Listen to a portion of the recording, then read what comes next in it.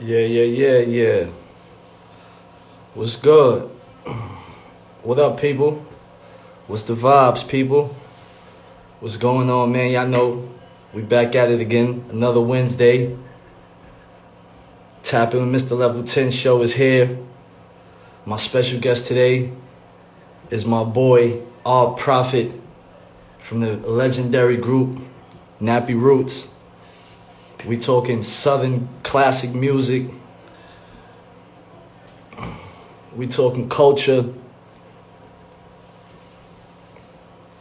Got some good questions for him. If y'all have any questions, y'all put it right there in the question box, and we're gonna get it going like that. Yeah, D, we on time today. I'm trying to get back to this laptop. Gotta get this laptop working. Gotta get my music, gotta get my stuff. Gotta get this laptop working, so we on time with it today, man. Again, welcome to the Tapping Mr. Level 10 show. Every Wednesday right here, 8 p.m. No other place to be in the world. For the month of October, we gonna be spicing it up. I'm gonna bring a couple more of my celebrity friends, some influencers, some business owners, basketball, football players. Yeah, we gonna get it going.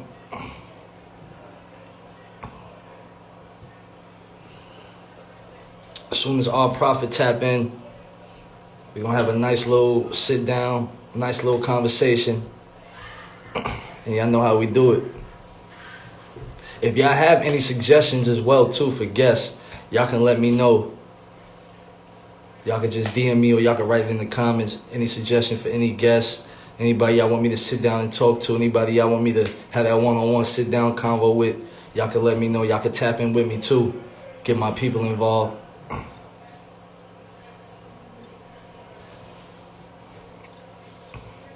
Shouts to D Scott Management. We out here working level 10, you know that. Each and every Friday. Make sure y'all tap into my radio show, that Vibe at 5 Mix, 979theplugradio.com. Shouts to all of my listeners. Shouts to the whole 979 family, 730 Dips, my Dipset family, my Revolt family. I mean, all the sponsors, everybody that's behind it. Shouts to y'all, shouts to Ursula. Every Saturday, Fubu Radio, iHeartRadio, officialfuburadio.com, FubuRadio.com. I'm there every Saturday, 7 p.m. live in the mix. You know how we doing it. DJ C Styles in here. I see you, my dog. What's up? What's up? Rod Dollars in here, what up? BM in here, what up? We're going to hop into the interview in a second. I'm just waiting for our prophet to tap in, and we're going to get it going.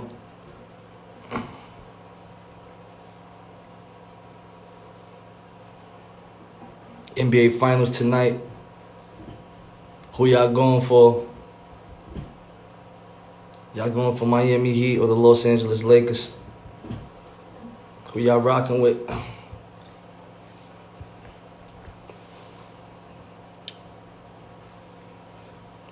$40, what up, my boy? Queen shit. C Styles, I'm Gucci, man. Just, staying busy. I just copped a new laptop today. I had the old joint, had to get something new. As soon as I'm done with the interview, I'm getting right back to the laptop, right back to the music. I'm having a problem connecting with my audio though, like on the actual Serato.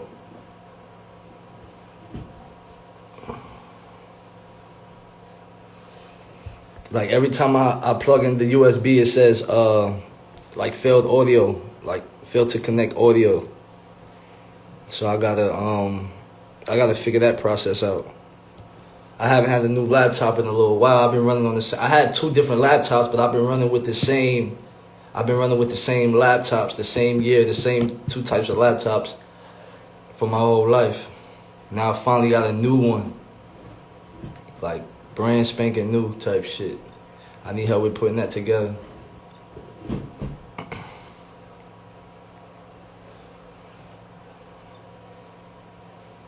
Y'all get ready though. The documentary is in the works. It's on the way. I'm doing some filming right now. I'm gonna just let y'all know that it's called Barcode. It's real dope. Y'all can go on YouTube right now, type in Pretty V Booty Squeeze official video on YouTube. Your boy DjJus, Mr. Level 10. I got a cameo and Pretty V new video, so y'all can go check that out and go support my homie. Know what I mean?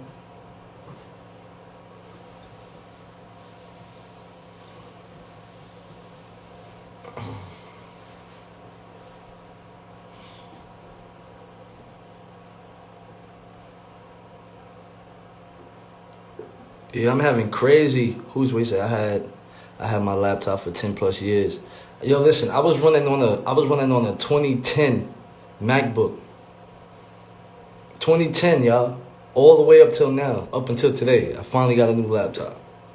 Now I'm having connection problems with the laptop. It's not connecting to what I need. That's why I'm playing with these softwares, man. It's stupid. Like, I want to go back to the Serato box. All my DJs know exactly what I'm talking about. The Serato box. Nah, I got the I'm using a XX3 right now, a controller. I got the controller in Atlanta. My turntables is in New York.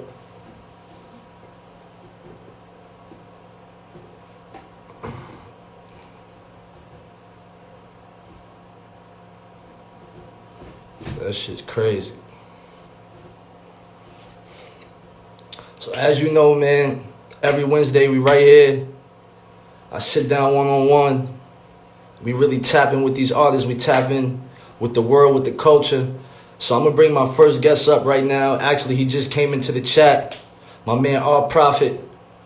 We're going to chop it up with Art Prophet. We're going to talk some Nappy Root stuff. We're going to talk some personal stuff. You know, I'm going to give y'all what y'all want, man. Let's do it.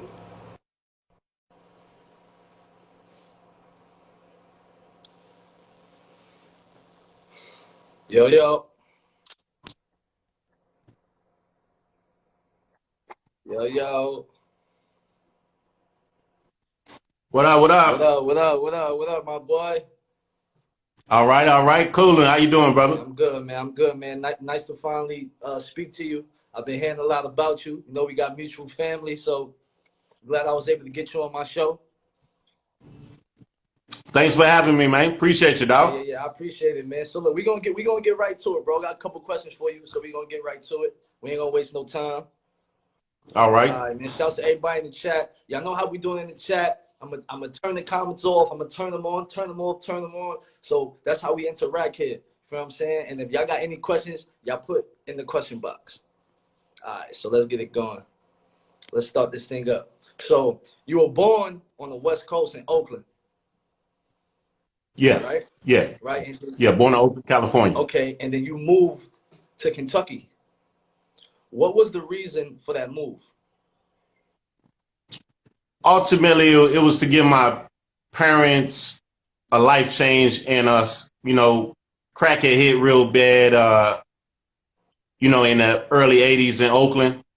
I wrote a book. My book is called Ryan Profit from Grams to This Grammys. is the this is the new this It's is the kind of new book. This is the new self-explanatory. book.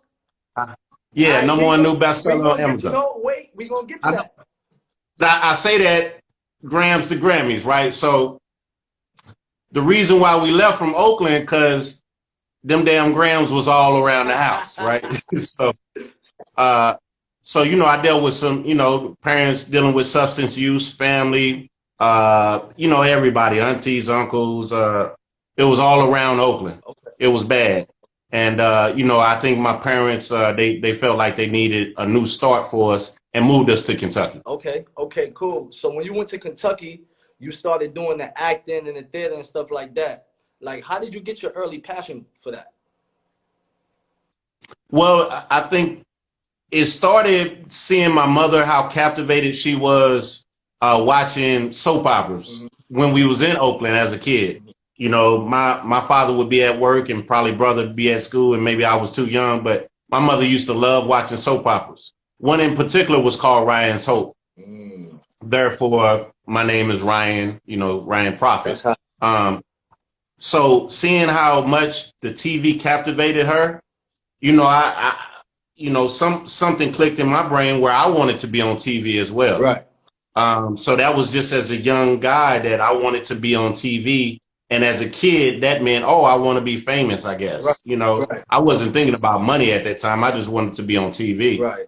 And moving to Kentucky, my parents knew that about me. And, I was a football player. I was somewhat of a standout football player as a young guy, Okay. and broke my collarbone, and I couldn't follow the rest of my friends. So my parents, they said, hey, there's a youth performing arts school in Kentucky.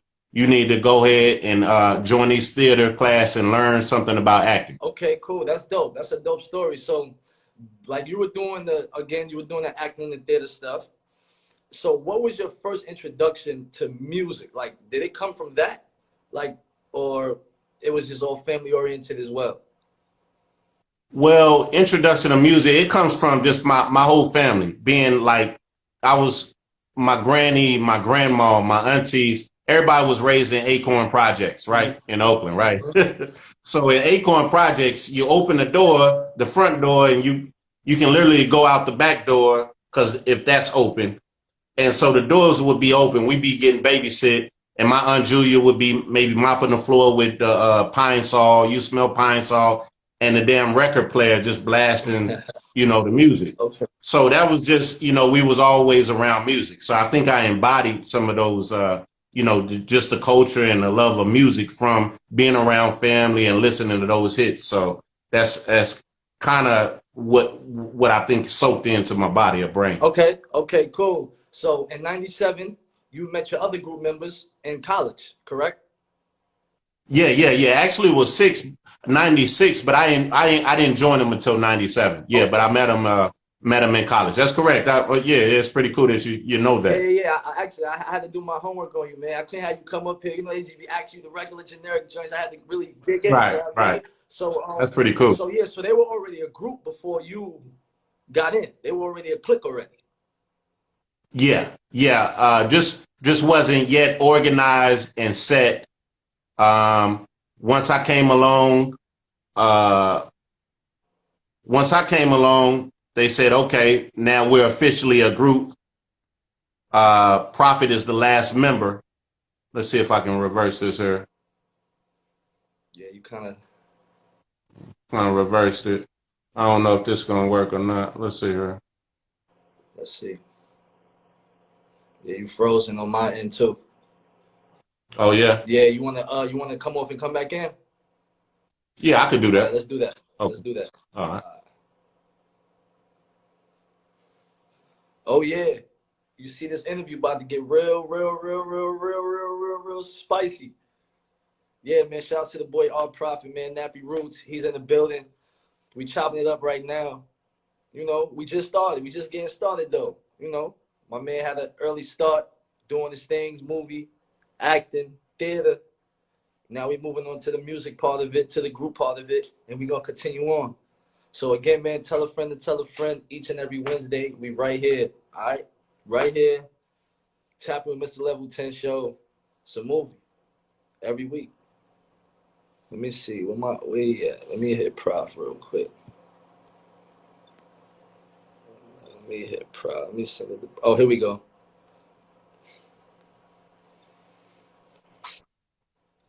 All right. Yeah, we back.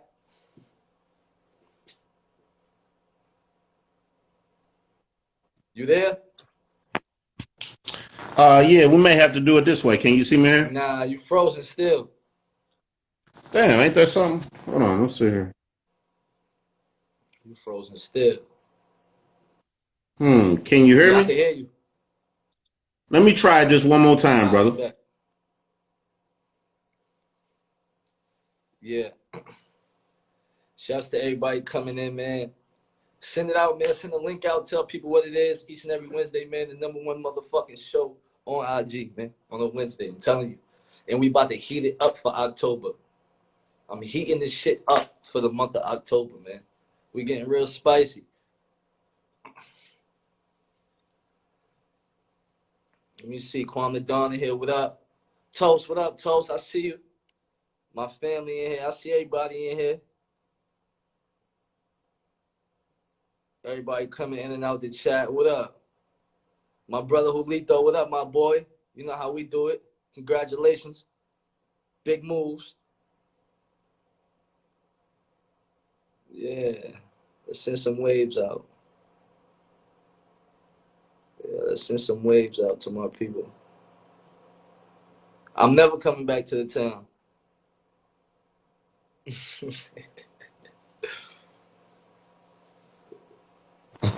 All right. Here we, All right, cool. yeah, we We back might in. be back in business.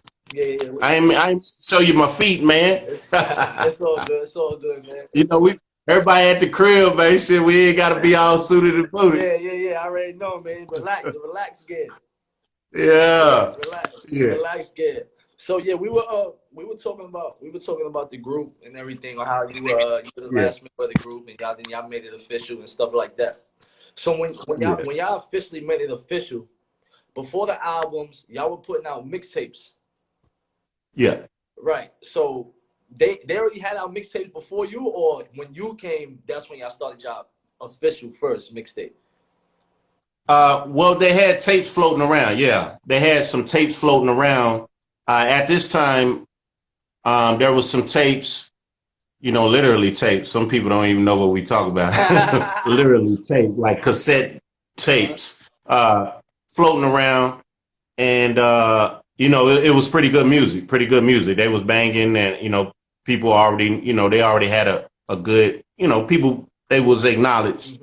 Um, but nobody really knew who the group was. They just heard who Nappy Roots. You know, they just heard the name Nappy Roots, and you would have a tape, or you just have to be a personal friend. How did you? And One second. How did you guys come up with the name? well, it was there when I got there, and that was basically, man, from what I understand, a couple of those brothers they listened to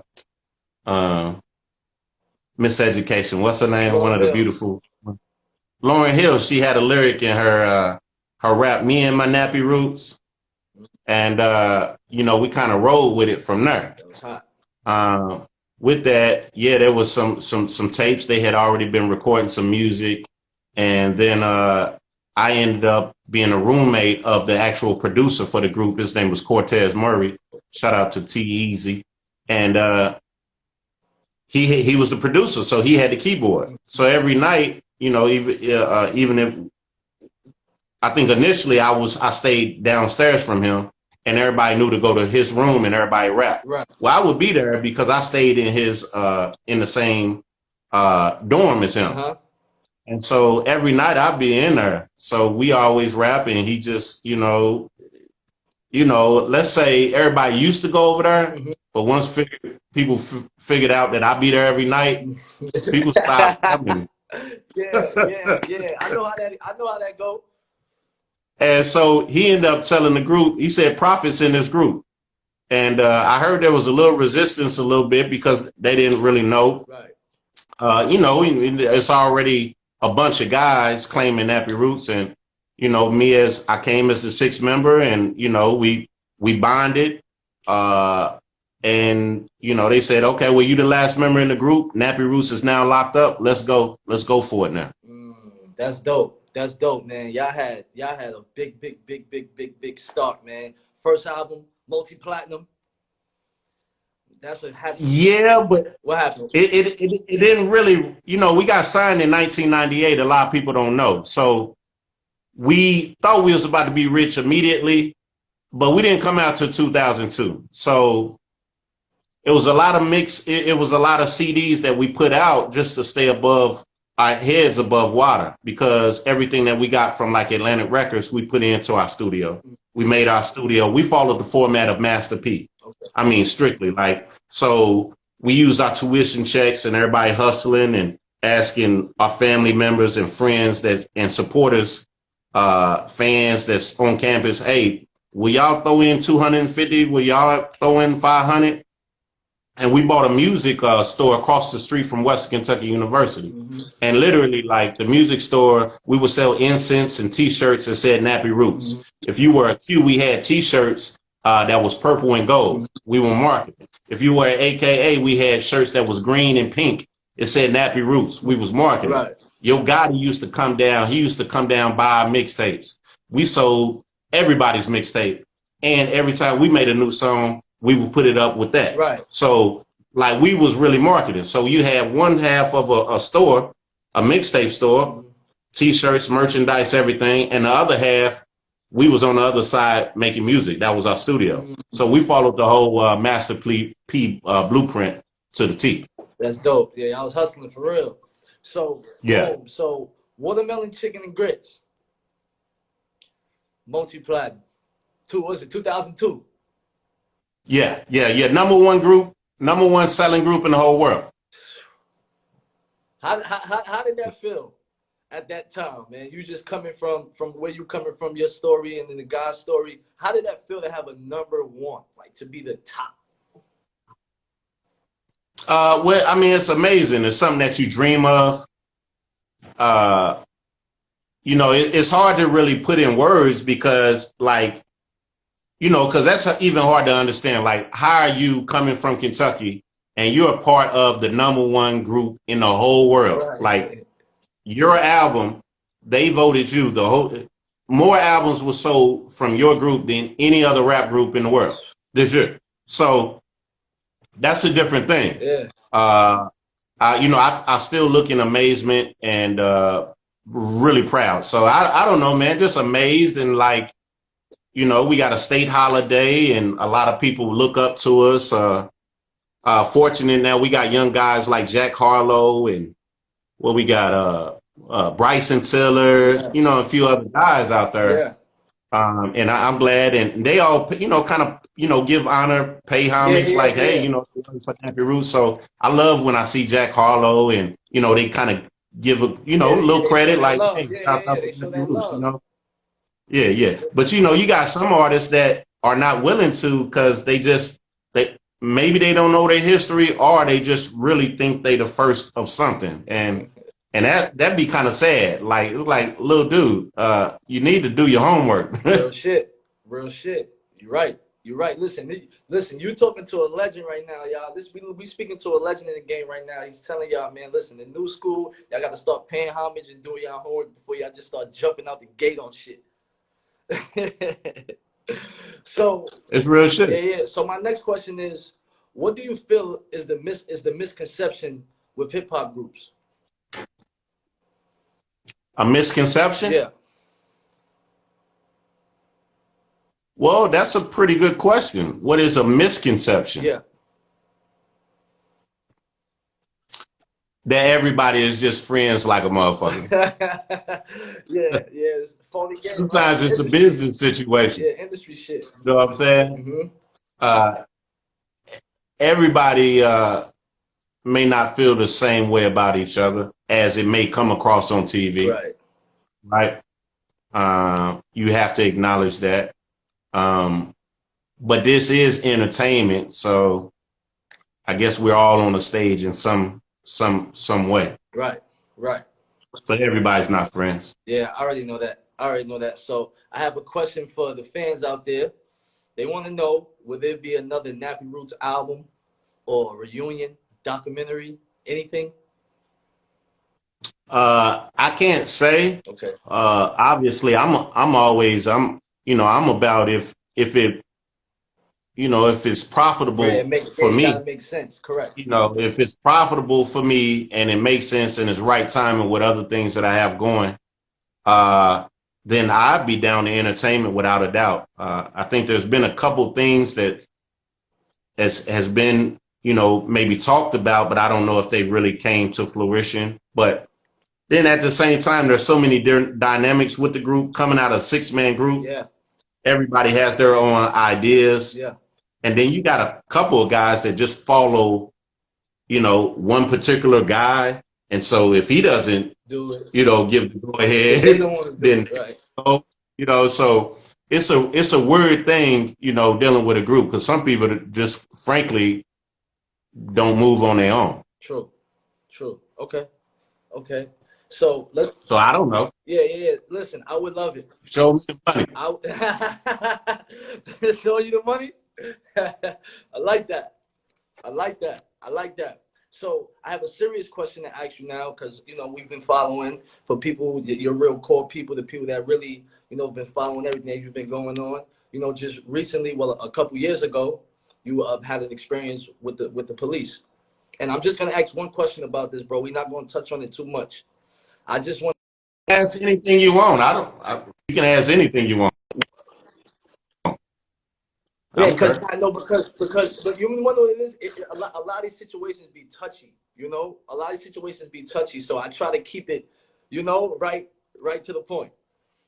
I wanted to know I, I what was some of the tools you used mentally to like get through your experience with the police. bad or good? Because the bad tool would be alcohol. No. Okay. You got to cope and be like, oh shit, I can't believe this happened to be there. Right. I got to liquidate. I got to sell some shit. I got to hire another lawyer. This going to cost me another 30 grand. Oh Lord, what am I going to do? Right. One of the coping mechanisms, right? Mm-hmm. And then actually, I actually was going to therapy for a while. I was diagnosed with post-traumatic stress disorder, PTSD, Mm-hmm. and talking about some things. That was an interesting experience. But really, really the most, man, just honestly, it'd probably be talking to my brother. My brother, he's a counselor. He's always kept me sound, because sometimes you'd be like, fuck it, I'm ready to kill a couple motherfuckers. Right. Right. And that's real. When you helpless and people take advantage of you, and I was handcuffed and hogtied. Wow. And for those who don't know what hogtied is, that means your hands are handcuffed behind your back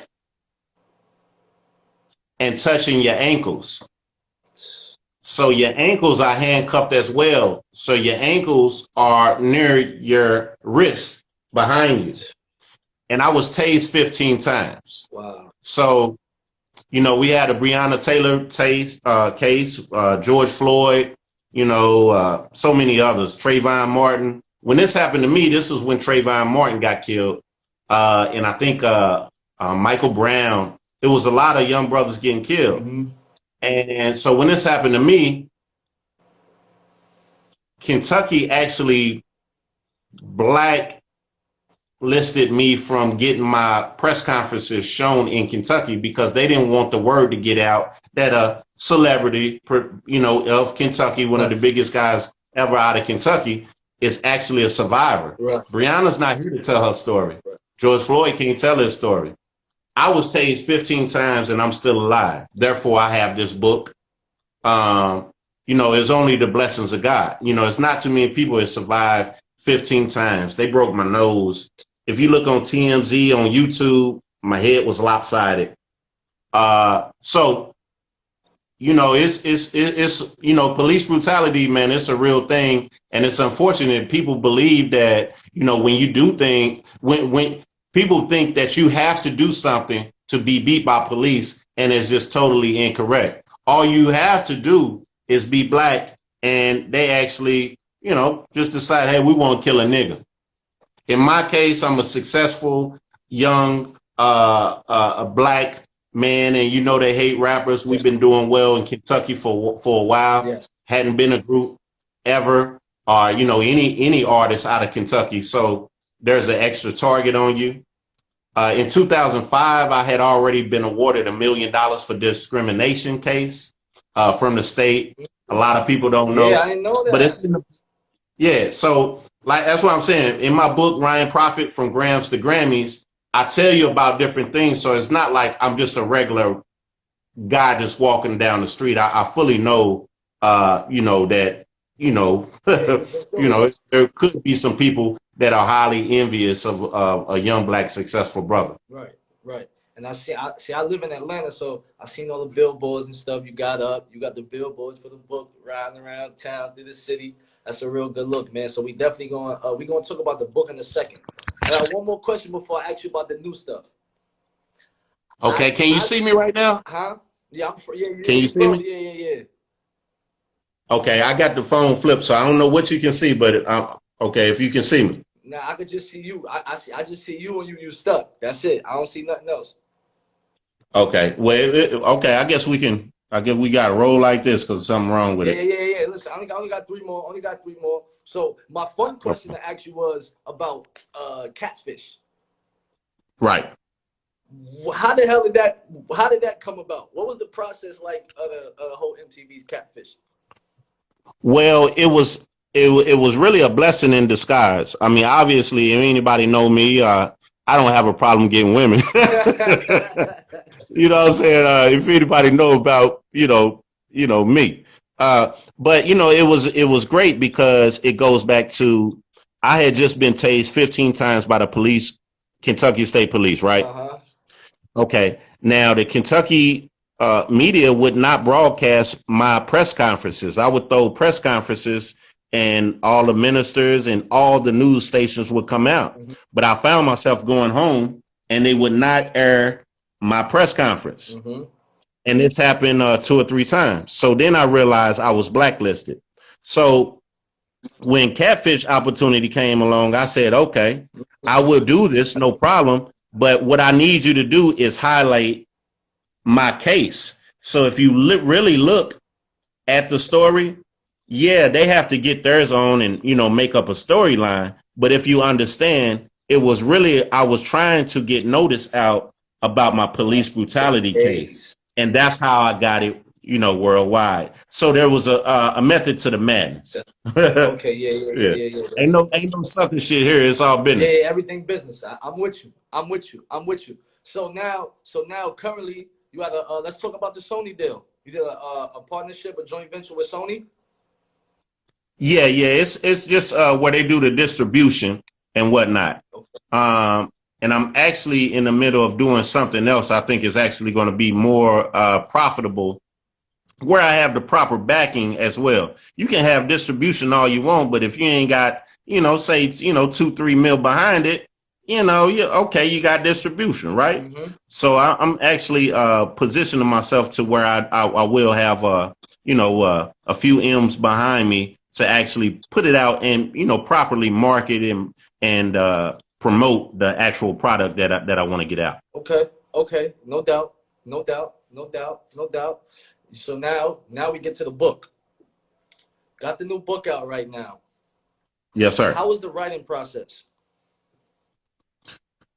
Well, that was interesting. I was blessed in the form. I think when this opportunity came, I think came through my people's the Santiago firm and Leeds Press. But Melinda and Leon, they basically said, "Man, you got a really interesting story." I had been wanting to write a book, and it was just like, we need to let people know about, from you coming from Oakland, California, to hitting the streets yourself, selling dope and all this, to actually making it to college, to writing hit songs, and you need to put out a book. So I locked down about 6 months of my life, man, and I said, I'm not going to do no shows for the most part. I'm really going to focus on this book. Right. And, I think at this time I was dating one of the Atlanta housewives. And so I had started writing, and I was telling her, I was like, damn, this shit is difficult. So I might be writing for about a week, mm-hmm. and then I don't want to see that thing for another week. Right, I don't, right. I'm getting tired. Right. So what happens is she told me, well, you know what? Why don't you get a tape recorder and just talk about some of the subjects you want to talk about? Mm-hmm. And so I started tape recording a lot, right? So once I started doing that, man, I found that I had thousands and thousands of words. Yeah. And then somehow those words were able to be actually printed out. Right. So it made it a lot easier. Yeah. You know what I'm saying? So it went from vocal to I didn't have to write every damn word. Mm-hmm. So that's kind of the process. So over 6 months, man, I had to recollect. I thought about some of the things I was doing. Shit, some of the things made me cry when I thought about my parents, smoking dope, and Yeah. I'd see the smoke, and I was just a kid, 6 or 7, and I'm thinking, damn, we gonna be like New Jack City out, Yeah. just living on the street. You know what I'm saying? Right. Right. That made me cry, and then I'd be writing. I think about how I came up with the song with Po Folk, and how the whole theme for that, and how that was able to open the door for Anthony Yeah. Hamilton. And now Yeah. he's like, I'm like I'm two times Grammy nominated, but I think he might be 18 now. But because of the words that I wrote out of my body, God gave me, it opened his career up, and I'm just so proud of that. It's just Yeah, man. so. Yeah. I talk about so many different things in this book, Ryan Prophet from Grams to Grammys on Amazon, that it's incredible. It gives you a lot of game. I'm talking about, it tells you, like, if you're an artist and you read my book, it'll tell you how, you may call for an audit, and tell your group, man, we need an audit. We got millions of dollars missing.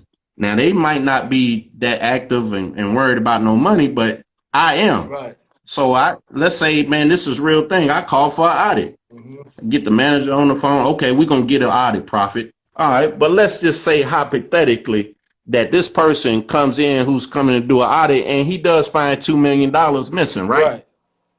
Well, you're in the 6-man group, and you got one guy named Prophet, and he's always asking a lot of questions.